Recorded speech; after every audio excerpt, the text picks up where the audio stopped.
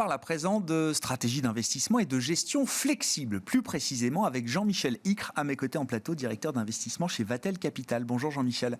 Bonjour Grégoire. Merci beaucoup d'être là. Bon, Vatel Flexible, qui est un fonds flagship de la maison Vatel Capital. On va parler de votre fonds flexible spécifiquement, mais d'abord peut-être un petit rappel. Qu'est-ce qui définit pour vous la gestion flexible ? Qu'est-ce qu'on met derrière cette notion de flexibilité en termes de gestion, Jean-Michel ?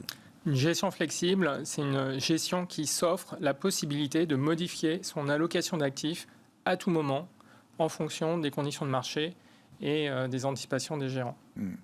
Donc on peut monter la part action à 80%, on peut la baisser à 0%. On fait pareil avec la part obligataire en fonction des objectifs du fonds. Bon, c'est des fonds alors qui sont toujours très présents, j'allais dire, dans les gammes de produits qui sont distribués.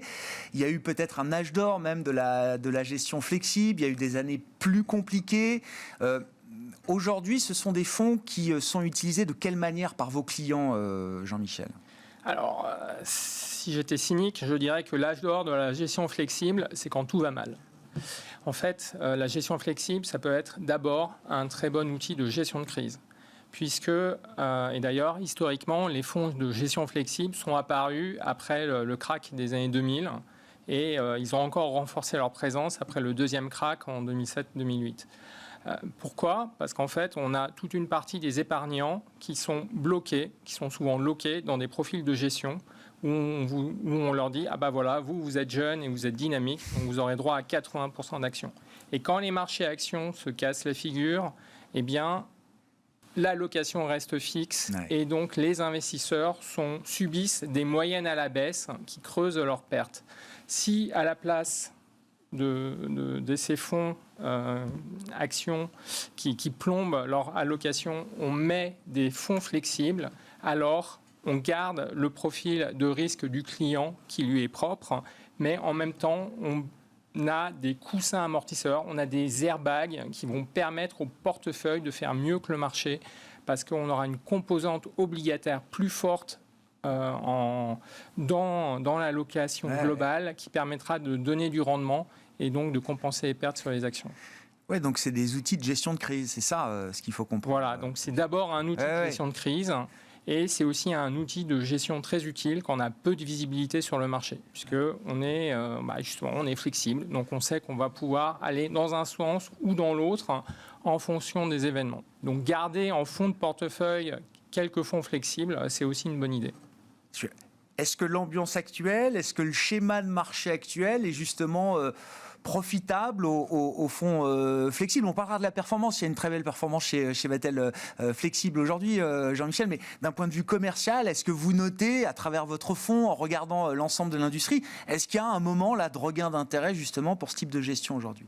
Alors on a effectivement des demandes pour notre fonds qui montrent que peut-être que le moment est propice pour retourner sur de la gestion flexible. L'an dernier, en fait, on a vu il y a eu une très forte chute, il y a eu une très forte remontée. Les fonds flexibles se sont bien comportés. Par ailleurs, actuellement, on est un peu à la croisée des chemins avec effectivement des risques qui sont clairement identifiés, donc l'inflation, les chocs d'offres sur les matières premières, des risques sur les banques centrales qui sont prises entre un besoin de tapering en cas de trop forte croissance et trop forte inflation, mais également des dettes publiques qui sont très élevées et des budgets publics qui seraient incapables de supporter de fortes hausses des taux d'intérêt. Et au milieu de ça, on a des entreprises qui voient la demande repartir après les années Covid, mais qui subissent aussi les hausses de coûts que leurs fournisseurs leur transmettent. Donc, est-ce que les résultats des entreprises qui devraient driver la hausse des marchés seront là ? On ne le sait pas. Du coup, voilà, peu de visibilité.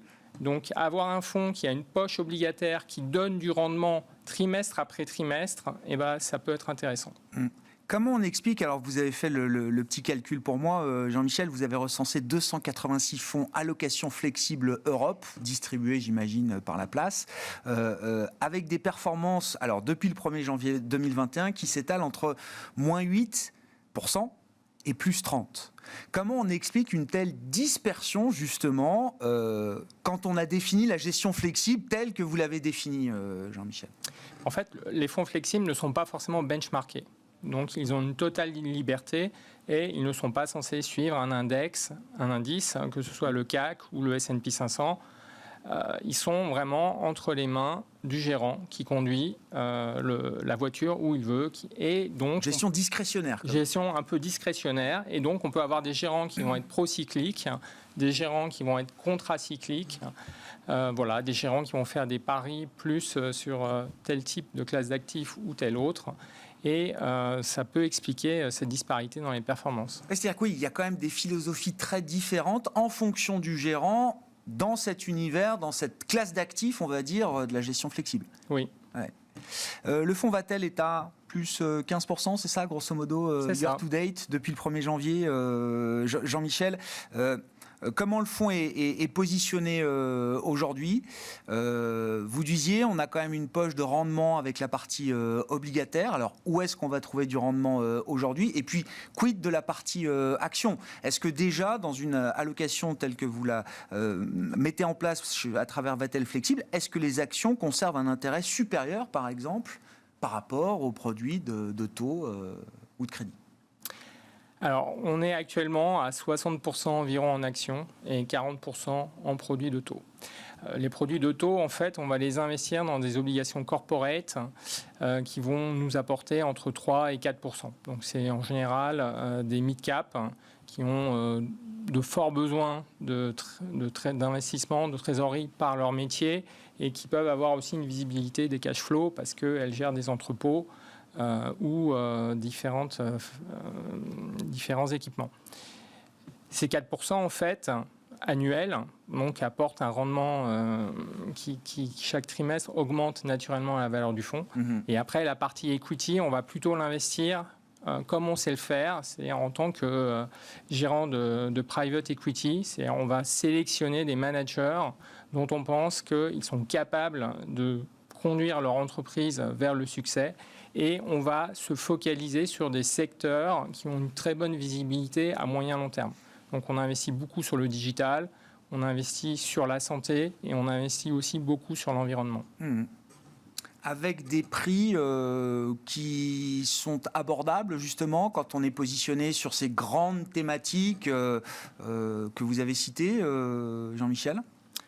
Alors on aime bien rentrer dans des valeurs qui ne sont pas trop surévaluées. Maintenant, la qualité a un prix. Et lorsqu'on rentre dans une valeur, on va souvent la garder sur le long terme. Donc si après les prix augmentent, ce sera tout bénéfice pour les porteurs de parts du fonds.